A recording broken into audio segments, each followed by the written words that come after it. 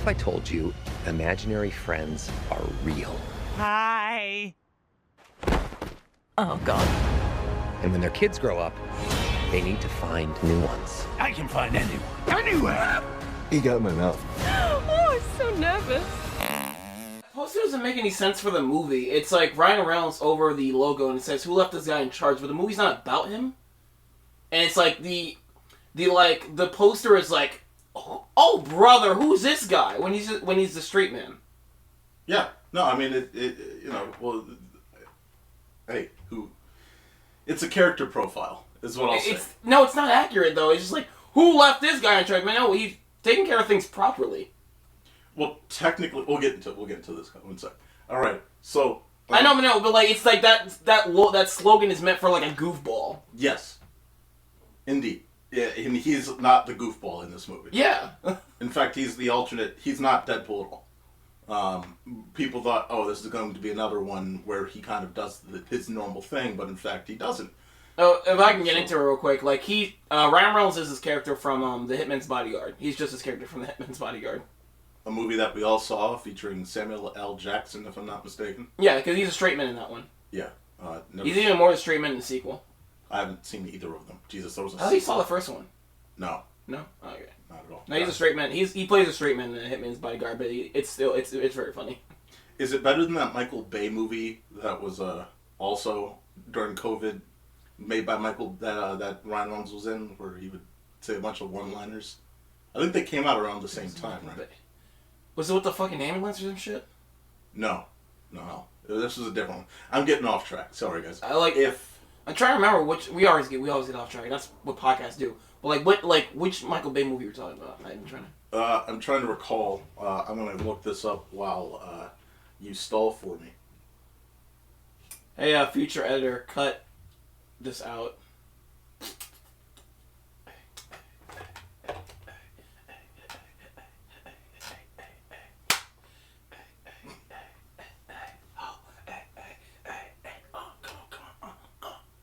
There it is. Alright, the movie I was thinking about was Six Underground. It was Six Underground. I never heard of that movie. No, it was marketed all over the place. This was back when Netflix still had some hope of being a mainstream. Oh, it's a Netflix movie. Yeah, that was the Netflix movie. That's why I never heard of it. It was awful, but but they came out around the same time. Bodyguard and that movie. So, either way. I'm still thinking about seeing Red Notice, because that's like a Ryan Reynolds and The Rock. That seems like an interesting combination. Yeah. It looks like something.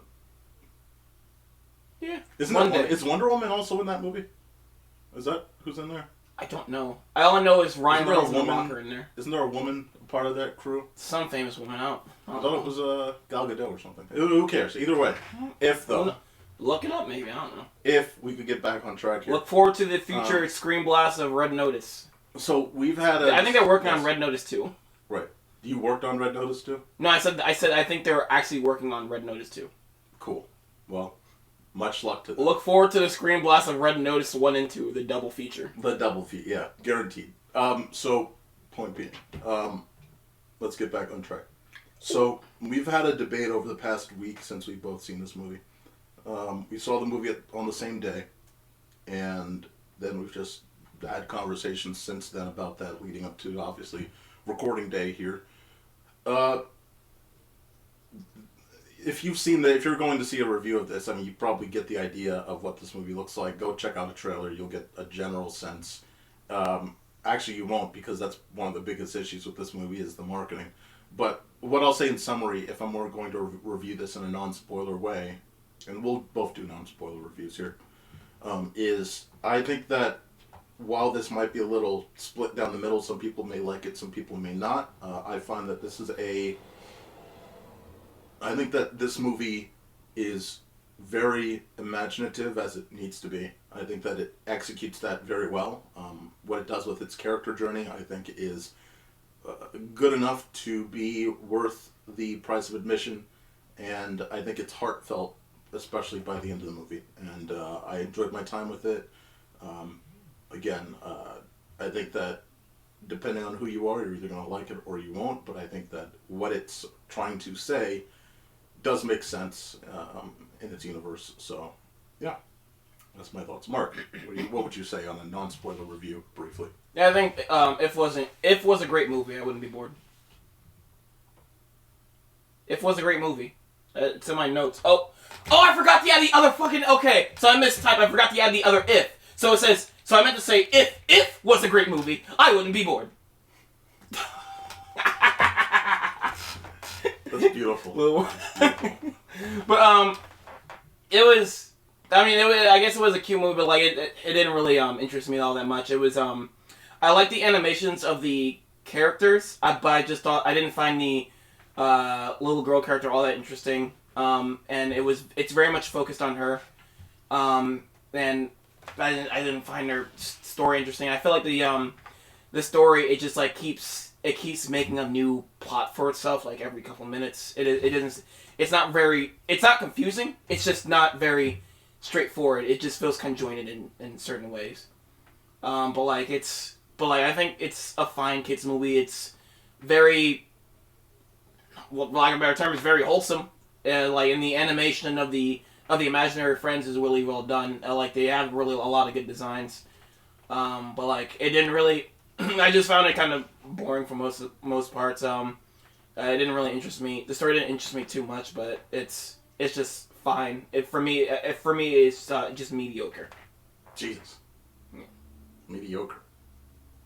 Damn. You are so offended. God damn.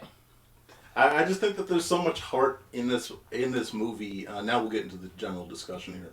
I think there's so much heart. Are we telling non-spoilers? Yes, from this point forward, spoilers, ladies and Okay. gentlemen. I think there's so much heart in this movie that I think that, and it's so you can feel it, not just visually through the characters themselves, but in the tale that's being told, that I think that it's above mediocrity. I think that it's more than just a kids movie. The way that it reaches out to its adult audience or its family audience, I think that the thing that it's successful in is being incredibly relatable to both sides. Whether it's the younger side, the main character is a young girl that's obviously essentially in Riley's state by the time Inside Out is happening in 2015 or 16. Where she's not a kid, but she's clearly at the point where she's about to she's at this, right on the edge of teenagerdom, right? And so she wants to move off of this point of like, yeah, look, I'm not a girly girl thing, like, I am more than that, and I can be a little more mature, and you don't need to see me at this level anymore. But she's also dealing with this heavy situation of, the death of a parent, the sort of hospitalization of another parent, and it's just very weighty. So it makes her just have to compress herself into this, just as you are, living day to day, very standard person. And so I think that she conveys that very well. I think the idea is that we've talked about over and over is, like, whether you want a better movie or not, I think the character fits for the situation she's in, and I think that the journey with that character makes sense and is relatable. And that's my biggest support of the movie. There were several things I supported in this movie, but that's one of my biggest supports. Is I don't think the main character story necessarily is boring. I think that it just moves at its own pace, and that, I guess, is subjective. It is a subjective choice of whether it's boring or not to you, but that's like when people said Andor. That's opinion in general. Yeah, that's like if Andor, like people said Andor was slow and boring. But if you talk to some people, it's like, no, it moves at the pace that it needs to tell its story. You're describing So like every depends. review for every movie ever. Yeah, exactly. So, but either way, point being, I think she fits in the situation that we're dealing with. And when you see, by the way, what happens by the end of the movie and who Ryan Reynolds is, it kind of fits more into the fact that she's just looking for something to take her mind off of things potentially. So, so if you did you want to dig a little more into the main character? Why you think that the journey was boring? What you find was lacking in the main character story? Like, again, the story just felt disjointed, and like it doesn't really. doesn't really connect too much with her main issue, which it's like with the exception of like it's like I guess she found her imagination when she became stressed. It's like a lot of the movie's rules are like some things make sense, but some things are kind of disjointed. Like a lot of people's imaginations just turn on and off. Yeah, so we talked about that. With especially notably like the adults, where you have the scene with the purple, Steve Carell voiced Purple and it's like, yeah, like that. I think it's severely relatable. Where the purple one makes sense the most. Everyone else just sort of their things. It's a reminder. Usually again, it's a moment or a reminder where something would reference that, and that's where. You can probably get that with the older lady maybe. But like especially at the end when everyone they just show up, and she's not even around. It's just like they like I don't see what the problem was. They're just there. So that's my okay. Yes, that is that's the only in the method that Krasinski I think wanted to make it super happy in the end that they all got imaginary friends. The adults getting them out of the blue. The secretary in the office that just looks over and sees the imaginary friend. Again, we don't know how that, if there was something, like there was no sign of how she suddenly saw that. Or the older woman at the parking lot that sees the imaginary friend on top of her car. Same thing. I think those two are a flaw in the grand scheme. Of what they're trying to tell, but I think everyone in that little montage is just like it's. Who else was there? I think it makes sense because there was. It was the store clerk too, because he literally just attacks his old the shadow guy. He just literally just attacks his old master and it's like, hey, remember me now? Yeah. Okay. And then the ending joke Keith. He just trips over Keith and hey Keith. Yeah, again, I think that that core point, those don't make sense. I understand that. The key points of the movie, though, because that's the one where we were talking about it in conversation before, because that one I think makes sense. I think for every adult, you kind of can understand that there's some moment, some smell, some taste, some thing that you see that could suddenly recall you back to a point. I guess and it's brief. It doesn't need to hold you forever. It doesn't need to keep you forever. And I think that's where it's the most well written in its lore. I guess by every adult. We only got two real examples. It was two examples. Yes. It's only two real examples. Right. Again, but the little girl, I guess they drop a line saying she's the chosen one, but I'm not sure if they were serious or not. Again, that was so. If you need to zoom out and realize that Ryan Reynolds saying no is her imagination, and so you have to perceive that it's like Ryan Reynolds is an extension of her, not a separate character. And so when you have the imaginary person saying that and then he says no, that's more her saying no at the same time, which is, Do you get what I'm saying? Because Ryan Reynolds is her own imaginary friend. What you're telling me is she's just going crazy. No, she's built the entire... Well, when you build the entire... I'm trying to start from phase one here. I'll let you explain. No, I think you're happy because you're like, oh, watch this guy deconstruct. I'm not. I'm trying. I'm listening. All right. I'm not happy. I'm trying to. You're just trying to right. Yeah, because. So, when we get to the beginning, let's say when the inciting moment starts, where you have her see these characters, I think she's just thinking of something, something that you could imagine. Maybe this is hypothetically in a book. Maybe this is hypothetically something she's daydreaming about, right? But in our tale, this is reality. Because obviously she sees them in the street. She sees Ryan Reynolds and the butterfly character. She sees them in the streets. She sees them trying to help another person. Steve Carell's If. I mean, and then later on we see them in the attic. I think that's just her journey into this adventure. I get, because just like the first time it just turns on is when she's in the house alone and she hears somebody rummaging through the closet. Yes. And that's where it is. It just like it just turns on there.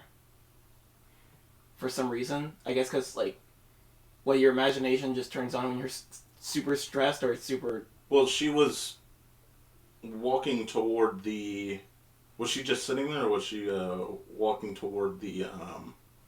She was looking for the camera, or looking at. Yeah, she was looking at the camera, which recalled her back to a memory, which again, hypothetically, would have started this chain of events. Of her singing, it wasn't really like her playing with an imaginary friend though. Again, it's a memory. It's weird thing with that montage too. Dude, if we went back to watch a DGN podcast from like 10 years ago, it's like, holy fuck. Yeah, you know what? That reminds me of, and that reminds me of, and that reminds me of, and it would re-rack your brain a little bit. It would probably convey it better to the. I mean, you can probably assume that, but like it would probably convey it better because also this movie for kids. You need to probably convey it better to the audience. It's also for adults. It's for families. That's like saying for animated movies. Well, Spirited Away is just for kids. I mean, the way this movie is written, it's not written that intelligent to be for. It's reference. It's also very. There's a lot of relatability for adults. That's what you keep missing. Is again when you have the grown man. That's pretty obvious that it would only be relatable. That point, the grown man, and then the older woman. It's very relatable to an older audience member and a middle-aged audience member. I don't know what else to tell you. I mean, I get the messages like, "Hey, adults can find their imagination too." Yeah. But I think he just conveys that message just very blandly. I think other movies do it better. I don't think that's like Christopher Robin. You keep saying Christopher. I think very similar type of it's like a completely different track. A completely different track. Because like the 100 Acre Woods characters are his imaginary friends, and that's his past, and he's trying. Christopher Robin is growing up.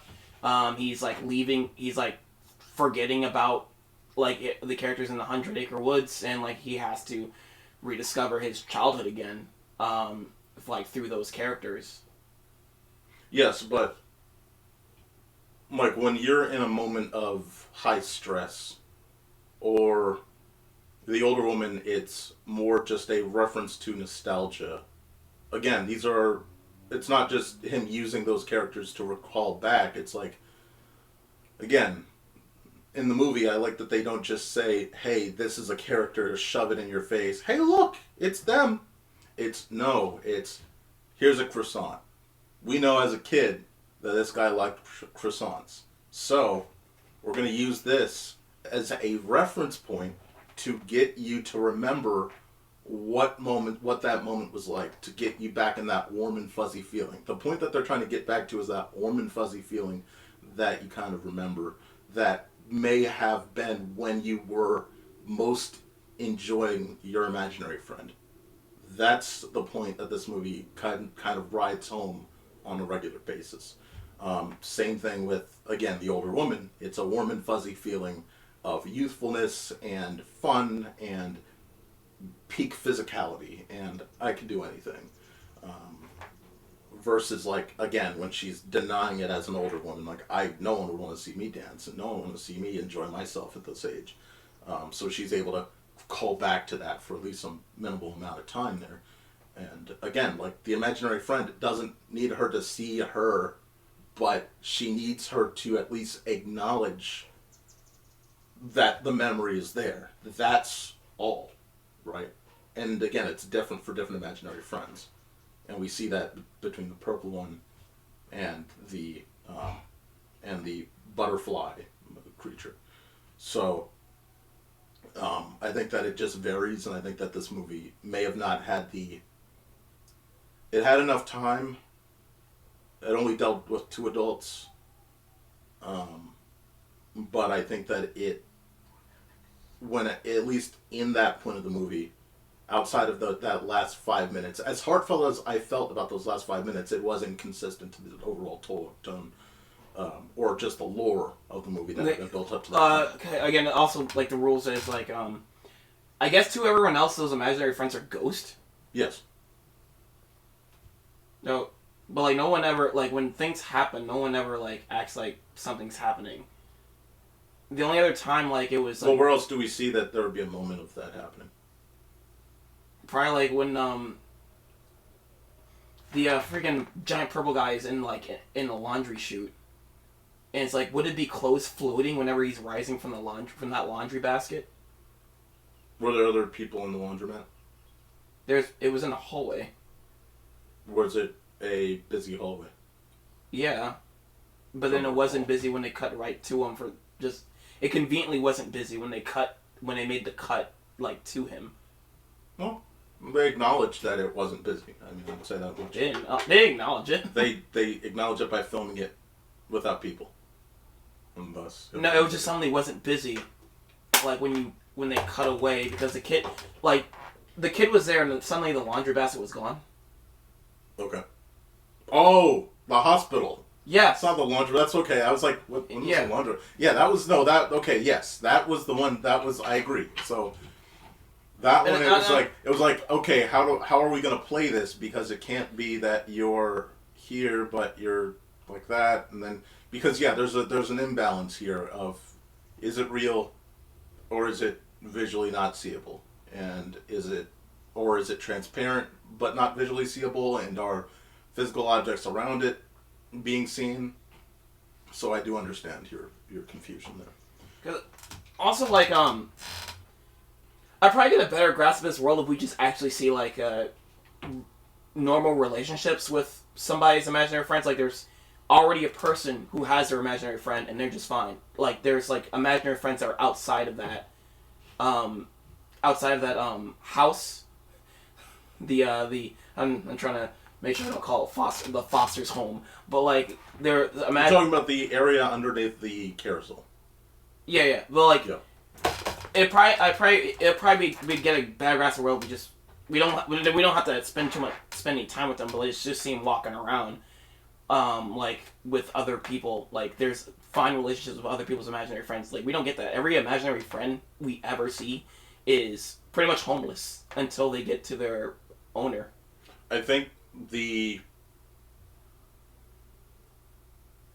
that is inconsistent. Because, like, because I don't mean I'm not comparing because by the end of the movie we see that the kid that was in the hospital finds his imaginary friend, but that would mean then that in universe you would see other people's imaginary friends walking around, because we see his, so thus we would see everyone else's casually walking around too, but we don't. So it's just like you said, those that need help. And so this universe is kind of in a weird, like, well, there's some people that... But I think, I can't tell if it's trying to say, because I'm not comparing them as... Oh, go ahead. What I'll say is, I can't tell if the movie is trying to say, like, adults in general don't really reach out with their imaginative side. Like, for instance, we should have seen... Maybe we never see Keith... Keith is a real weird character. I wish that we would have seen Keith maybe in one of the scenes with the dad when he's in the hospital, because that would have, again, because he's so imaginative that it would have fit, that he himself would be actually open to still having his imaginary friend around him all the time. Whereas other adults that are, like, deep in the real world that may not have been cued in, or just lost that sense of imagination. I mean, during that, like, cancer commercial in the opening montage, like, What the fuck? Yeah. But, like, like, that whole montage, like, I was running, like, where the ifs were, but there was, like, no reference to, like, the little girl talking to, like, anybody imaginary or anybody invisible. So, like, it, like, or was there? Like, well, it was recorded, but then again, she didn't, but I think it was recorded that she was singing. Yeah, but, like, we don't see it, but again, we should have seen it, because it's usually... We don't need this, because, like, it's supposed to be a surprise that Calvin is, like, an imaginary friend, but, like, you could have still hit it if she was just, like, talking to an invisible person. Yes. Because also that I thought that would have helped.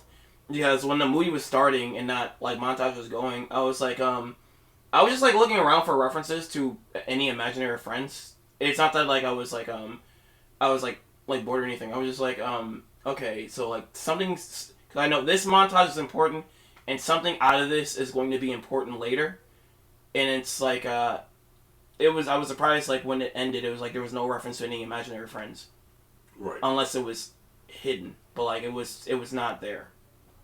Yeah, that's more inconsistent than I recall. And I'm not comparing it as like entertainment. Like I'm not comparing like the fucking, I'm not to these shows, but like Foster's Home for Imaginary Friends and another show from Sci-Fi called Happy. Yeah. They're both about imaginary friends, and they have very clear rules, and they have like even from their first episodes you can tell like they have very clear rules, and they stick with those rules, and like a lot of them make sense. So coming from those, I was just like looking for like a rule set, and like it like it's the same thing you look for whenever you see a time travel movie, because you witnessed other time travel content before. Absolutely. So you're trying to look for the rules and like inconsistencies, and it's like that's inconsistent. Like the this other content, like you probably should, because like they should learn from this, and it's like I assume like they, because like this is a lot of people compare this to Foster's Home for Imaginary Friends, and the concept is very similar.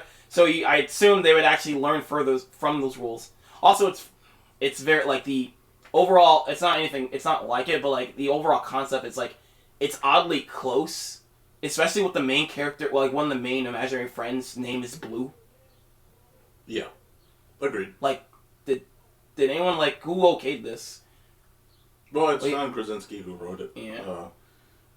I know, like any executives. Like, I mean, this is... look, if you wanna say did he copy paste a little bit, I don't know, but I mean, we have on the screen here, for instance, like the guy that apparently oversees it all is a very old bear. You could silly old bear. You could tether that to the fact that the rabbit was old, or also the old woman that started Foster's. It depends on how you want to play this game, so we can keep on going with that. No, but I'm only talking about the most obvious ones. I know. Like that. Those are connections you can stretch to, but like the most obvious one is like this house is containing a fuck ton of homeless imaginary friends who are looking to be adopted.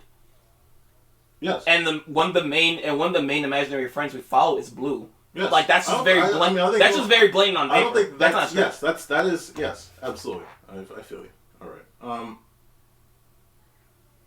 Yeah. I think one of the bigger things that I had to make sure they figured out was what Ryan Reynolds was in the movie, because I do think it was very weird until you realize that when that twist happened, I was like, Sixth Sense? Yeah. The Sixth Sense? but it needed to make sense, make more logical sense, because it was like, all right, you're going on a journey with the little girl here. In any other movie, this would be very weird. So you better figure this movie better write itself in a way. Maybe it's not obvious to kids, but I think like to every adults, like, it would be like, what the fuck? Yeah. The twist is obvious. Like, okay, he's not referencing his own imaginary friend, so that motherfucker's imaginary. Oh, I'm glad you knew. Yeah, you said it was obvious. I didn't know it was obvious. I was just treating it like Ryan Reynolds, and then I was like... It was just connecting the dots. It was like, he's not mentioning anything about his imaginary friend or talking about his imaginary. Like, he is looking at pictures, but he's not talking about an imaginary friend. Like, that motherfucker's imaginary. But he's also very shielded as well. He's not really saying anything about, like, oh, yeah. I know, but there's no reference. Right. Yeah. But there's a lot of not reference. I mean, just like you talked about where the world in general doesn't have any... No, I'm talking about him as a character. Yes, like, I know. No, that's why I'm he's going wider wider than that, and I'm saying yes, but there's a lot of examples of lacking that. So, like, if you're spotting just for his character, you could also zoom out beyond just his character alone and say, well, there's not that for a variety. I mean, again, we didn't see that for the dad character until the very end, right? Like, same deal. That's all I'm saying. No, but he's a dad though.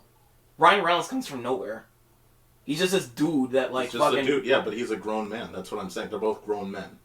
Again, yes, but he has no family. He has no other connection. Yeah, he's a grown man that lives in Manhattan. Like half the people we only see him around imaginary friends. Yeah, he has no life outside these imaginary insane. friends. What are you talking about? Do you not remember Paranorman, where the guy's just fucking? That's your insane? headcanon. You're just saying he's insane. You don't remember Paranorman where he just had to hold the book forever and that was him now and that was it? Cause he's cursed by the fucking supernatural. Yes. He hates it. Yes. Like Ryan Reynolds didn't look very happy for most of the run that he has to do it.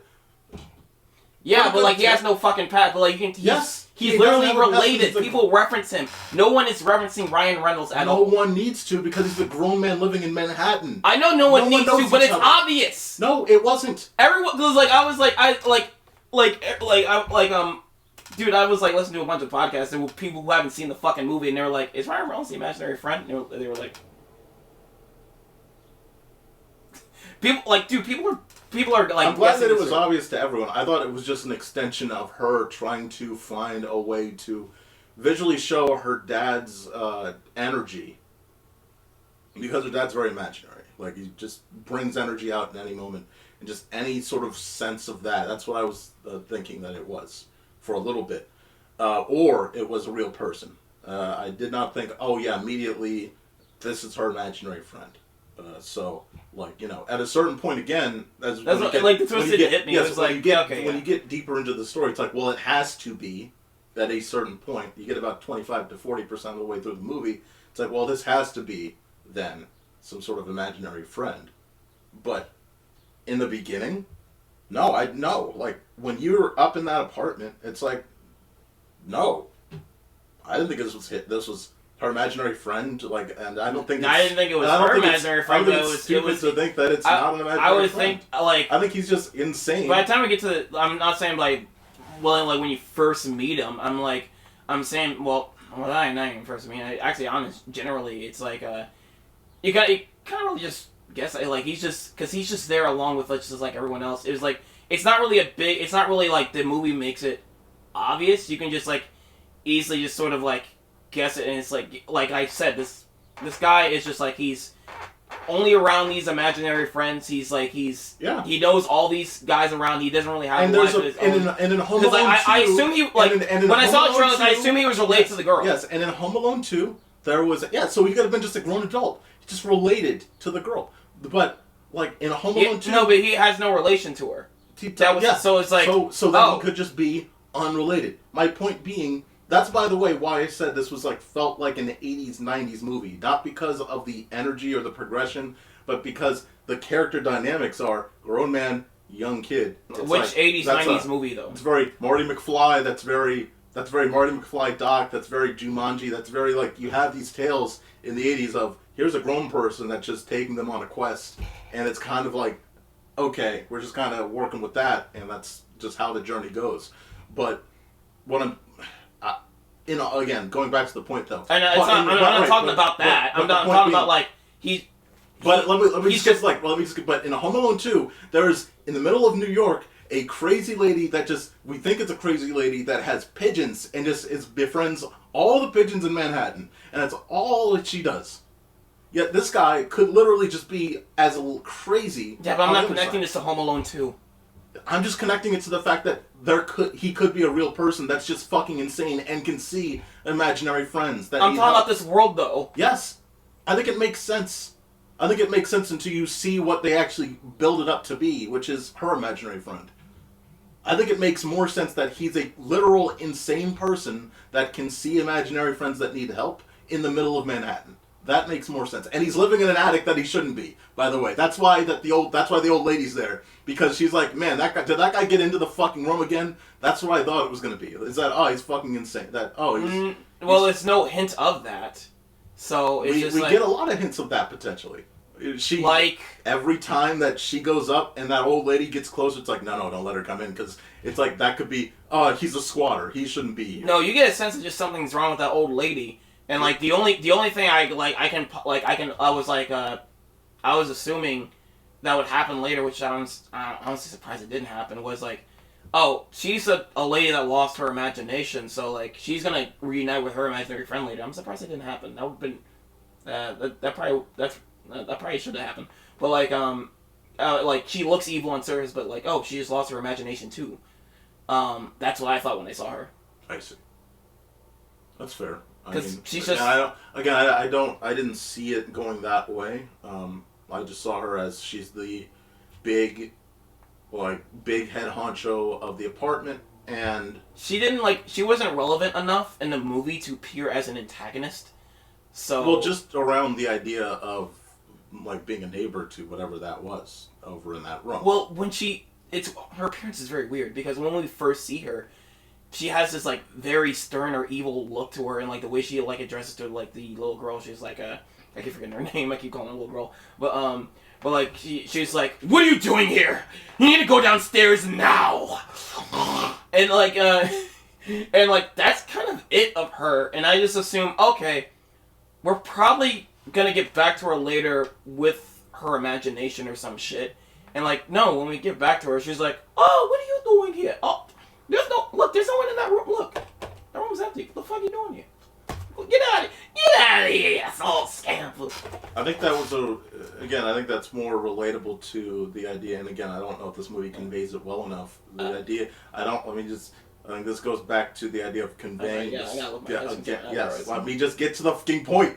This conveys, potentially, the sense of the unknown, where she's going up to an area that she shouldn't be going up to, and she knows it, and every moment gets a little more stressful, especially since this is apparently closer to the imaginary portion of it. So maybe she's imagining that it was as scary as it was. Probably not what the movie's actually intentions were. I think got a point there. Like it is a sense of the unknown because the writers are. It's unknown to the writers the fuck they're going with that shit. So yeah, I can agree with that. Of course. All right. But like it's I see where this movie is trying to be emotional, so I can see where the heart would be. I was able to see that like while I was watching it. It just didn't reach me because you're a lot of the plot, dead, heartless fuck. Says the guy who didn't get Barbie. You're a cold, heartless, dead fuck. Hey, that movie was fine, but that movie was not great. What the fuck are you talking about? See, that's what's weird is like says the reviews. Says the reviews for Barbie, they were fucking amazing. I don't know. Well, what's wrong with if? It's like... I don't know. I think they're pretty split down the middle, actually. Yeah, there you go. Barbie reviews are pretty split down the middle. No, Barbie reviews are pretty fucking high. Yeah, it was anyway, high. go on. You want to compare? You could just continue with that. Bitch. But like... but it's like... I can understand it can be fine for kids, but like, it's just like... It's not like reaching all angles. You keep going back to this false narrative of it's for kids, but it's relatable for all ages. I don't know why you keep going back. No, it's very much for kids. This is it's a very safe movie for kids. No, this is what people kept saying about animation in general, and you're doing the same thing for this movie. Where it's I'm not. Yeah, this movie, it's for kids. It's not related. It's not very funny. It's not like the dialogue is not very mature. You like the theme. Maybe the idea of the theme is mature to you. But like it's like the dialogue and like the general writing and the general plot structure of the movie it's like not very mature. It's just there. It's for kids. Yes. Like for you, maybe you like the execution, but this is not a very adult movie. If you want if I can compare, like I don't want to make. I want to make this comparison, but this movie is about imagination. Lego. It's very smart. The first Lego is very smart on the way it structures everything. I think it's relatable on the same level as Lego Movie. I don't see how it's not. Yeah, it is. And again, I'd say Barbie is on the same level, but it's not on the same level as Barbie. That's a subjective stand. I think they're easily on the same level. I think they're easily on the same level because a lot of that shit is just essentially imaginary, but in the real world. And by the way, it's not even the real world, so that's how it gets away with its all, doing all its stupid mess in the real world. So, like at least the rules are clear in Lego. Sure, but that doesn't mean it's not relatable. I think you're missing the point. Like whether or not the rules are built strong enough or not, it can still be a relatable time for all audience members, which means it is a more mature story than just for kids. By definition. I get that the imaginary friends are just like a representation of nostalgia, but that's the concept on the basic level though. It's just like I get that subjectively, and how they show it visually is beyond just the basic level. I think you believe basic. Like here's an old thing, and there you go. And it was only 2 examples. Okay. I mean, sure. and then it just like kind of messes us up. No, actually, it's 2 examples, and it's a journey with a character that's going through a lot of stress. So sure, 2 examples, a character going through a lot of stress, and that's it. I'm not. So is she going crazy? So like because of stress, she just starts seeing like imaginary. She starts seeing ghosts. She starts seeing the ghost. Possibly. This should just be called Ghost. Like like instead of imaginary friends, these should just be Ghost. When you whenever you lose whenever you get older, you don't see ghosts anymore. That's a new rule. Like when you're every kid, the rule of this movie should be every kid has the power to see ghosts. They have the power of like Danny Phantom or some shit. But like when they get older, they lose the power to see ghosts. Only some kids can see ghosts. Fairly Odd Parents on a different realm. Congrats. For ghosts, not for fairies. Probably Fairly Odd Parents handles the concept of imagination even better. It's better, yes. Monsters Inc. is better, yes. I'm not saying that this movie is better than those movies, but I'm saying I want to wrap this up here because we've been going for a pretty good stretch on this movie. My wrap up overall is just look. Again, this is not the perfect movie, but again, I think that it's severely relatable to adults and young people. Like people say, like it reminds me the angle people are going at with this reminds me of A Wrinkle in Time, that 2016 movie that got very bombasted. You like that movie a lot? I know I like that movie, but I thought it was pretty messy. It was like I like some of the effects, but it was pretty messy. Yeah, another movie you like that like. You found messy. Yeah. Yeah. Just like this one. Just like this one. So you like messy movies. That's where you get that. I mean, potentially, yeah. All right, we'll see how this lands in the time. Oh my God, fucking bear.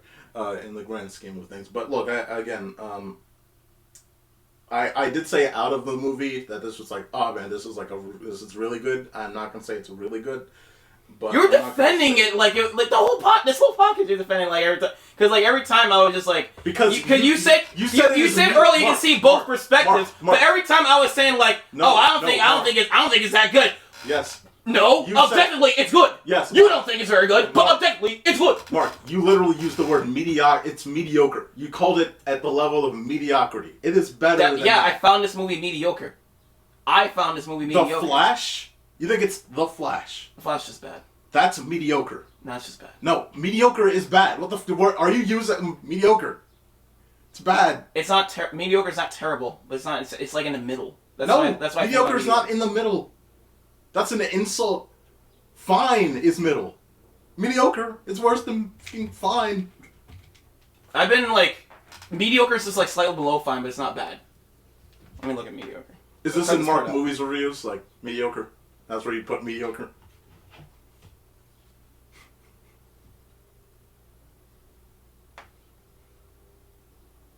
After 3 p.m. Sorry, that was my freaking agent. Cool. He's in a meeting right now, so he couldn't answer my calls. Let's see.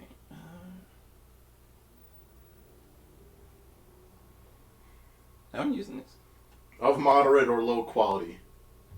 Low quality of video performance. Yeah! It's not bad! It's just like below, it's like slightly below, like fine. But it's between moderate or low. So you'd sit it on the lower side of the 5. So a 4.5 out of 10, basically. Yeah. That's my review. I would give it that. You give it a 4.5 out of 10. Yes. You would give this lower than Kung Fu Panda 4. Yeah.